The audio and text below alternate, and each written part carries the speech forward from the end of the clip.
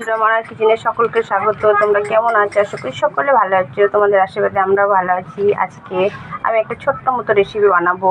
আমার হাতে ব্যথা, তাও আমি বানাবো। তরকারি তো এমনি করি। দেখো, এটা আছে চিংড়ি মাছ, পটল, এটা পেঁয়াজ, বেশি করে পেঁয়াজ কেটে রেখেছি। এগুলো মশলা, পাঁচফোড়ন, শুকনো লঙ্কা, হলুদ, জিরে, কাশ্মীরি গুঁড়ো লঙ্কা, এটা লবণ, এটা তেল। আর এখানে কড়াই বসিয়ে দিয়েছি।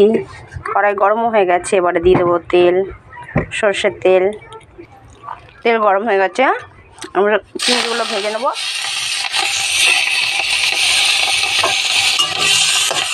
হালকাভাবে ভেজে নেব। চিংড়ি বেশি ভাজতে লাগে না, আর বড় বড়ই আমি রেখে দিয়েছি। চিংড়িগুলো ভাজা হয়ে গেছে, এবারে তুলে নেব। চিংড়িগুলো কিন্তু খুবই বড়। দেখো, চিংড়িগুলো ভাজা হয়ে গেছে, তুলে নিই। এই কড়াইয়ের মধ্যে আবার তেল দিয়ে দেবো।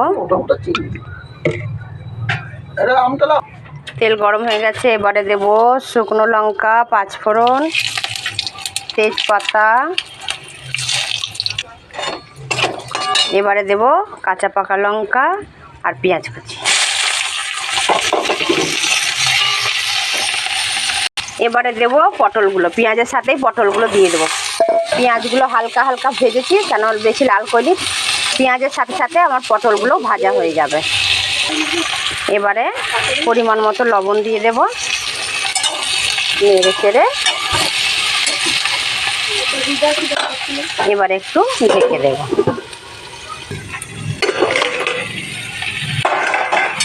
নুন দিয়ে ভাজা হয়ে গেছে, এবারে দিয়ে দেবো পরিমাণ মতো হলুদ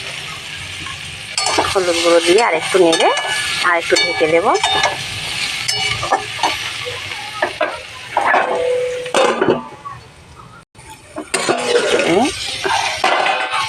অনেকটা ভাজা ভাজা হয়ে গেছে, এবারে দেব আদা রসুন বাটা। আদা রসুনটা একটু সামান্য জল দিয়ে রেখেছিলাম, জলের মধ্যে দিয়ে। এবারে দেব সামান্য একটু জিরে গুঁড়ো আর সামান্য অল্প কাশ্মীরি গুঁড়ো লঙ্কা। এবারে দেব পোস্ত বাটা।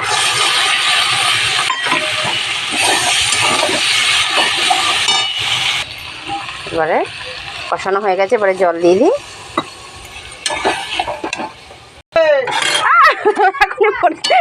পটলগুলো সিদ্ধ হয়ে গেছে, চিংড়ি মাছগুলো দিয়ে ওরে বাবা, আমার পটল চিংড়ি কমপ্লিট।